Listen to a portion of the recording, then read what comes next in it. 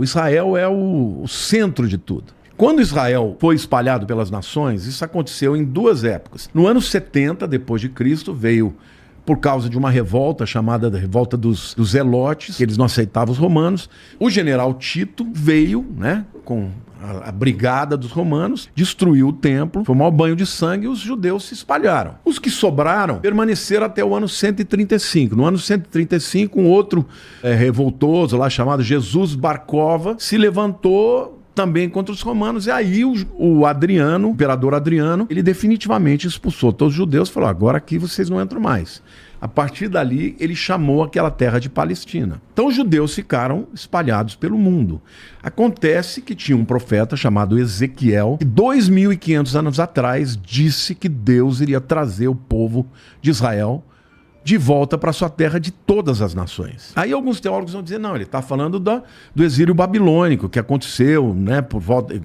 Nabucodonosor entrou em 586, invadiu e tal, levou o povo cativo. Só que foi só para a Babilônia. Ezequiel, ele fala que ele ia levar o povo de todas as nações. Alguns teólogos liam aquilo e falam, Israel nunca mais vai voltar a existir. Não só voltou a existir, como Deus trouxe de todas as nações depois do Holocausto e fez uma coisa que não existe no mundo, que é fazer uma língua morta renascer. Hoje o hebraico que se fala em Israel é o hebraico bíblico. Claro, tem palavras que são de agora, aeroporto, né? Tem Sadeha Teufá, mas você pode falar airport também, né? Então tem palavras que não tinha naquela época, mas você lê o hebraico bíblico e você está falando uma língua que morreu e 2.000 anos depois ela foi renascida.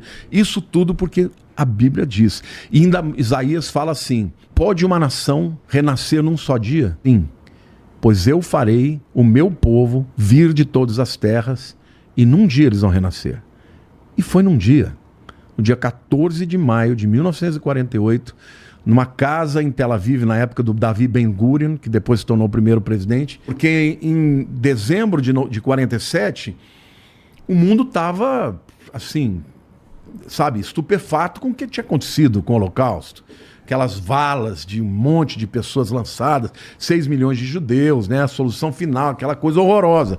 Então o mundo estava dizendo, nós temos que resolver. Mataram 1/3 da população de judeus. Os judeus entravam nos navios, iam para as nações, ninguém recebia, mandava embora. Aí a ONU chegou e falou, não tem jeito, nós temos que resolver isso. Fizeram um plano chamado de plano de partilha, onde que eles pegavam a Palestina e davam a pior parte para os judeus e davam a melhor parte para os palestinos. Foi aprovado com um voto, voto de Minerva, inclusive do nosso Oswaldo Aranha, só que a ONU aprovou, mas não fez acontecer. Então, de dezembro até 14 de maio, ninguém fez nada, ia ficar por isso mesmo. Porque as nações da Liga Árabe não aceitaram, pressionaram, e aí o Davi Ben-Gurion juntou ali um grupinho de pessoas, fez uma transmissão de rádio ao vivo e falou, hoje nasce o Estado Independente de Israel. Num dia, como a Bíblia disse. No dia seguinte, começou a Guerra da Independência. Todas as nações árabes contra Israel. Agora pensa, num povo que tinha vindo, refugiados, que não tinham armas, que não tinham nada, e esses camaradas em 1 ano e meio venceram todo mundo. Ao final daquela guerra, Israel tinha aumentado o seu território. Mão de Deus. Existe um documentário chamado Against All Odds, contra todas as probabilidades, que foi feita por um jornalista do New York Times, um judeu, nem religioso o cara é. Esse camarada foi e fez um monte de perguntas para tanto árabes quanto judeus, que participaram tanto da Guerra da Independência e depois da Guerra dos 6 Dias, que aconteceu em 67, junho de 67. Sabe o que acontecia?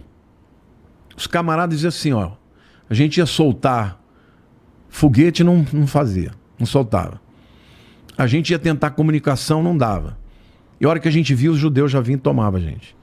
Então, houve intervenções. Tem até um testemunho que eu achei incrível. Um árabe diz que viu o pai Abraão olhando feio para ele, dizendo assim, não faça isso. Abu Ibrahim. E os caras assim, com Um destacamento para pegar um grupo de judeus que estava coado, os caras foram embora porque tiveram uma visão. Então, assim, eu creio que a intervenção de Deus para com a nação de Israel, ela foi extraordinária e continuará sendo, porque Deus falou, nunca mais, depois que eu os trouxer de volta, eles vão deixar sua terra. Agora, o mundo inteiro, quando for buscar esse acordo de paz, vai ser em função disso, de Israel, judeus, muçulmanos e cristãos. E o proponente desse acordo de paz, que vai ser um enganador, vai ser o anticristo. Interessante. Uma leitura bem interessante mesmo.